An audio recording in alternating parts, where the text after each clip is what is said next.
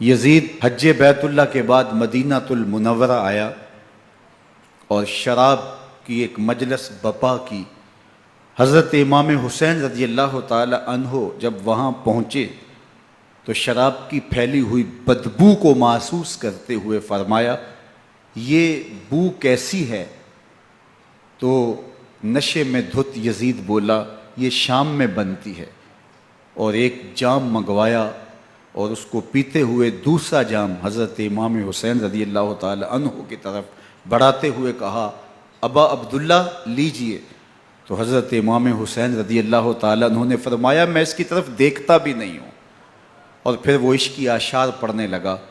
جب یزید کی شراب نوشی کا منظر امام حسین رضی اللہ تعالی عنہ اپنی آنکھوں سے دیکھ چکے تھے تو مجھے بتاؤ یزید کے ہاتھ پہ امام حسین کا پاک ہاتھ کیسے آتا؟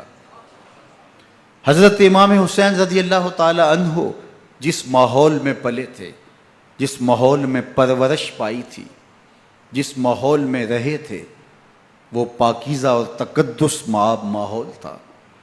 اور یزید کبھی اطراف دمشق میں، کبھی غوطہ میں، کبھی الخضرہ محل میں، اور کبھی کہاں اور کبھی کہاں داد عیش دیتا رہا اور لہو و لعب کے اندر مصروف رہا، اور اس کی زندگی ان چیزوں سے عبارت تھی۔ وہ محرمات کو حلال قرار دیتا، شراب نوشی اس کی ہڈیوں میں رچی ہوئی تھی، اور شریعت بیضہ کا مذاق اڑایا کرتا۔ اور حسین ابن علی رضی اللہ تعالی عنہ کی دوستیاں جن لوگوں سے تھی وہ عبداللہ ابن عباس تھے، عبداللہ ابن عمر تھے، حضرت عبد الرحمن بن ابو بکر رضی اللہ تعالی عنہ تھے۔ یزید تو جوا کھیلتا رہا، یزید تو قمار بازی کرتا رہا، یزید تو شراب نوشی کرتا رہا، اور حسین ابن علی مسجد نبوی کے ممبر میں حضور کے پہلوؤں میں بیٹھتے رہے۔ اللہ اکبر! حسین کے لیے پیغمبر کے سجدوں کو طول دیا جا رہا ہے۔ حضرت سیدہ فاطمہ الزہرا رضی اللہ تعالی عنہ کے گھر کے قریب سے گزرے تو حضرت امام حسین کے رونے کی آواز آ رہی تھی، تو آقا کریم علیہ السلام نے فرمایا کہ فاطمہ، حسین کو چپ کرواؤ، الا تعلمی ان بقاءہ یوزینی، تو جانتی نہیں حسین کا رونا مجھے دکھ دیتا ہے۔ حسین ابن علی کو حضور رونے نہیں دیتے تھے، ان کو دکھی نہیں ہونے دیتے تھے، کیونکہ رسول اللہ صلی اللہ علیہ وسلم جانتے تھے کہ یہ کتنے دکھ سہے گا، کتنی تکلیفوں سے گزرے گا اور کتنے مصائب سہے گا۔ زمانے نے وہ گھڑیاں بھی دیکھیں کہ حضرت حذیفہ بن یمان رضی اللہ تعالی عنہ فرماتے ہیں کہ میں حضور کی خدمت میں نماز مغرب کی ادائیگی کے لیے حاضر ہوا، اور میں نے یہ اجازت خاص طور پہ اپنی ماں سے اس شرط پہ لی تھی کہ امی آپ مجھے اجازت دیں، میں حضور کی خدمت میں حاضر ہوتا ہوں، مغرب کی نماز بھی ادا کروں گا، اور پھر حضور سے عرض کروں گا حضور میرے لیے اور میری ماں کے لیے بخشش کی دعا کر دیجئے۔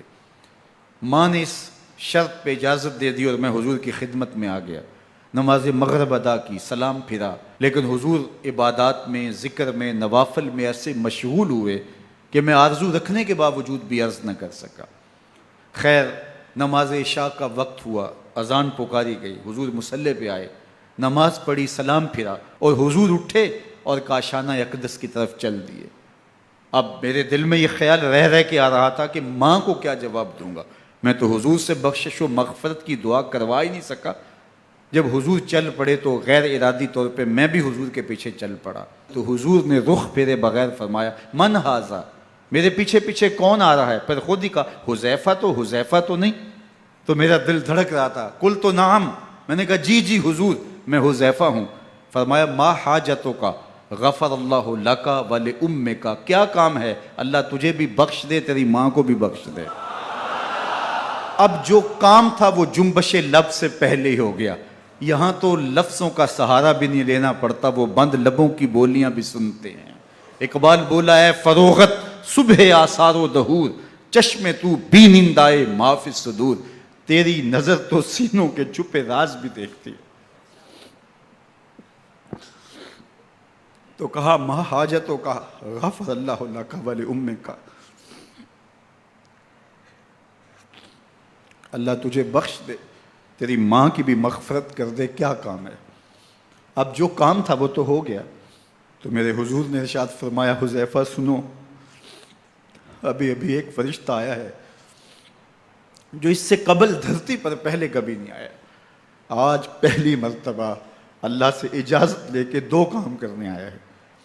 ایک تو مجھے سلام کرنے آیا ہے، اور دوسرا خوشخبری دینے آیا ہے کہ آپ کی بیٹی فاطمہ جنتی عورتوں کی سردار ہے، اور حسن اور حسین جنتی جوانوں کے سردار۔